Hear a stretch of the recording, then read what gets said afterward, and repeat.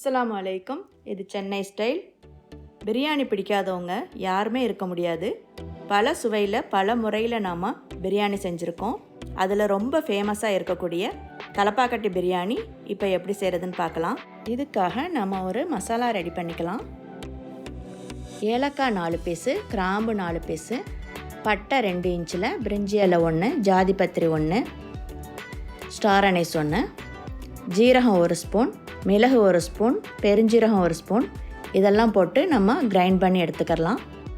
வறுக்கணும்னு அவசியம் இல்லை, ஜஸ்ட் அரைச்சி வச்சுக்கிறோங்க.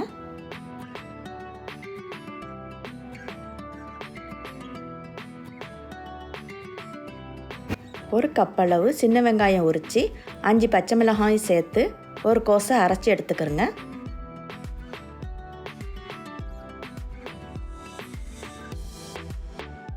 இன்றைக்கி 3 கப் ரைஸ் எடுத்துருக்கேன். ஜீரக சம்பா அரிசி எடுத்துக்கிறேங்க. அதுதான் தலப்பாக்கட்டி பிரியாணிக்கு நல்லாயிருக்கும். நல்ல மட்டன் வாங்கிக்கிறேங்க. நான் ஷோல்டர் பீஸ் வாங்கியிருக்கேன். 3/4 கிலோ மட்டன் எடுத்திருக்கேன். மட்டனை நம்ம ஃபஸ்ட்டு குக் பண்ணி எடுத்துக்கலாம்.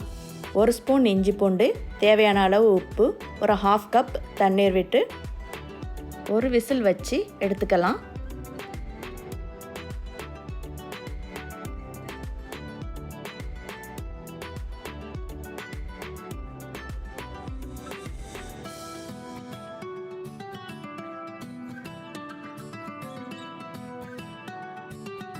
பிரியாணி செய்யக்கூடிய பாத்திரத்தை வச்சு 2 டேபிள் ஸ்பூன் ஆயில் விட்டுக்கிறேங்க.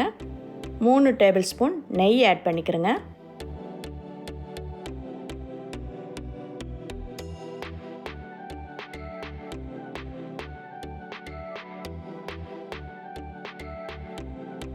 எண்ணெய் நல்லா சூடானதும் அரைச்ச வெங்காயத்தை சேர்த்துக்கிறேங்க.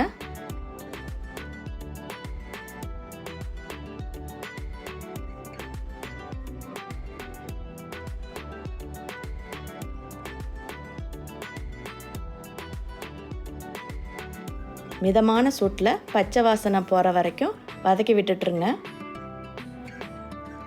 1 ஸ்பூன் இஞ்சி பூண்டு சேர்த்துக்கிறேங்க.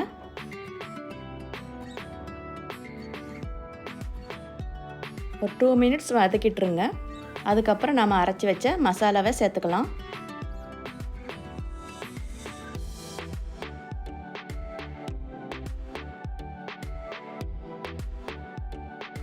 மசாலா கருகிடாமல் மிதமான சூட்டில் வதக்கிட்டுருங்க.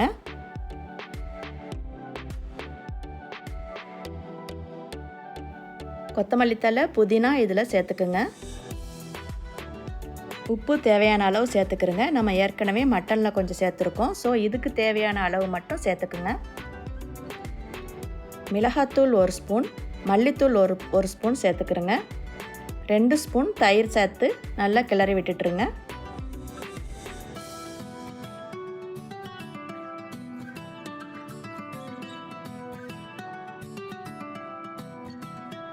எல்லாத்தையும் சேர்த்து நல்லா கிளறி விட்டப்புறம் நம்ம மட்டனை சேர்த்துக்கலாம்.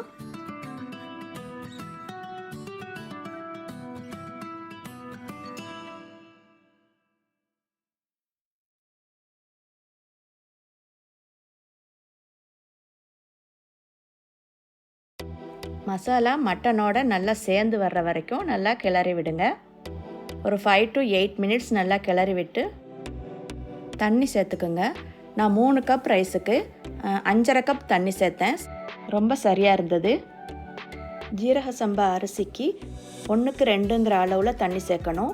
அந்த நம்ம மசாலாலாம் ஒரு 1/2 கப் வரைக்கும் இருக்கும். அதனால் நான் 5.5 கப் சேர்த்துக்கிட்டேன்.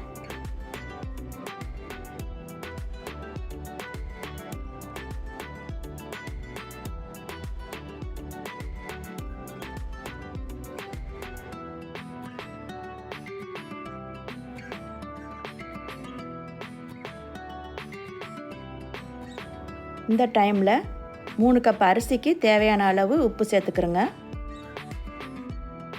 தண்ணி நல்லா கொதிச்சப்புறம் அரிசியை சேர்த்துக்கலாம். இப்போ மூடி வச்சிடலாம்.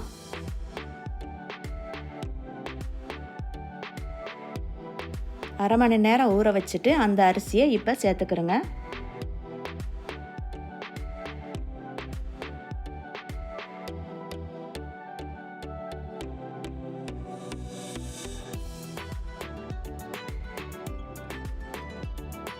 அரிசி போட்டதும் அதை மெதுவாக ஸ்லோலியாக கிளறி விடுங்க.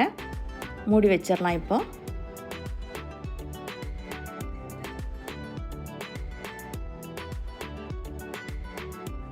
ஒரு 5 நிமிஷத்துக்கு பிறகு திறந்து கொஞ்சம் லேசாக கிண்டி விடுங்க.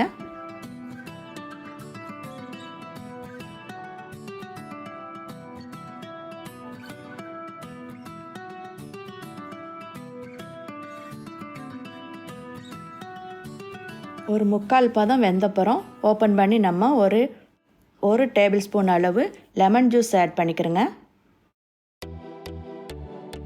இப்போ நம்ம மூடிட்டு அது மேலே ஏதாவது வெயிட் இருந்தால் வச்சுருங்க.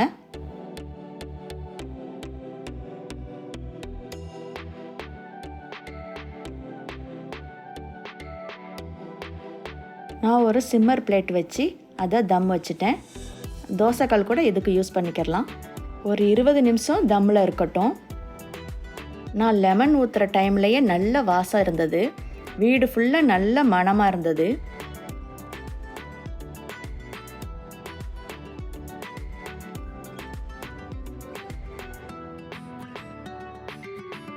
அந்த ஒரிஜினல் டேஸ்ட், அந்த மணமும் சுவையும் ரொம்ப சூப்பராக இருந்தது.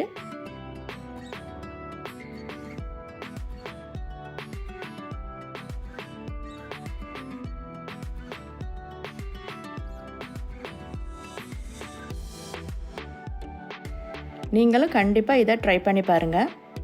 சூப்பரான திண்டுக்கல் தலப்பாக்கட்டி பிரியாணி ரெடி ஆயிடுச்சு.